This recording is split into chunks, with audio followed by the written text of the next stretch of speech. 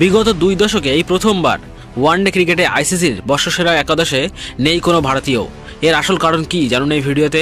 তবে এই একাদশে কারা কারা আছেন জানতে হলে ভিডিওটি অবশ্যই শেষ অবধি দেখুন। তবে তার আগে বন্ধুরা, welcome to our channel B sports world.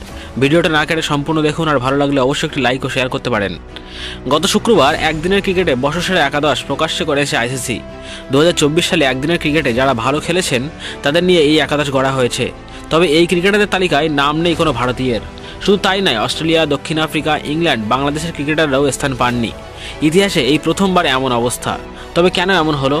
আসলে গত বছর মাত্র 3টি একদিনের ম্যাচ খেলেছে ভারত, 3টি শ্রীলঙ্কার বিরুদ্ধে। একটিতেও জিততে পারেনি তারা, 2টি ম্যাচ হেরেছে, একটা টাই হয়েছে। স্বাভাবিকভাবেই ভারতের কোনো ক্রিকেটার বর্ষসেরা একাদশে সুযোগ পাননি। অস্ট্রেলিয়া, ইংল্যান্ডও কম একদিনের ম্যাচ খেলেছে, তাই তাদের ক্রিকেটারও সুযোগ পায়নি। বর্ষসেরা একাদশে শ্রীলঙ্কার 4 জন ক্রিকেটার রয়েছে, পাকিস্তান ও আফগানিস্তান থেকে রয়েছে 3 জন করে, একজন রয়েছে ওয়েস্ট ইন্ডিজের। বর্ষসেরা দলের অধিনায়ক হয়েছেন শ্রীলঙ্কার ক্যাপ্টেন চরিত আসালাঙ্কা। তিনি 16টি ম্যাচে 605 রান করেছেন, গড় হলো 50.2।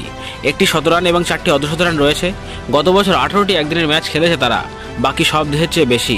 12টি ম্যাচ জিতেছে শ্রীলঙ্কা। পাকিস্তান 9টি একদিনের ম্যাচ খেলে জিতেছে 7টি। আফগানিস্তান 14টি ম্যাচ খেলে 8টি জিতেছে। ওয়েস্ট ইন্ডিজের একমাত্র ক্রিকেটার স্টেফান রাদারফোর্ড। এশিয়ার বাইরে তিনি একমাত্র ক্রিকেটার হিসেবে সুযোগ পেয়েছেন আইসিসি বর্ষসেরা একাদশে। 2024 সালের আইসিসি প্রকাশিত এই বর্ষসেরা একাদশে দলের অধিনায়ক হয়েছেন চরিত আসালাঙ্কা।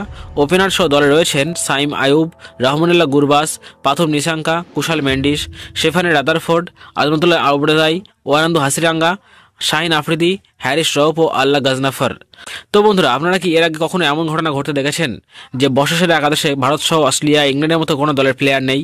যদি দেখে থাকেন তাহলে কমেন্ট করে জানান আমাদের। আর আমাদের ভিডিওগুলি ভালো লাগলে অবশ্যই একটি লাইক ও শেয়ার করতে ভুলবেন না।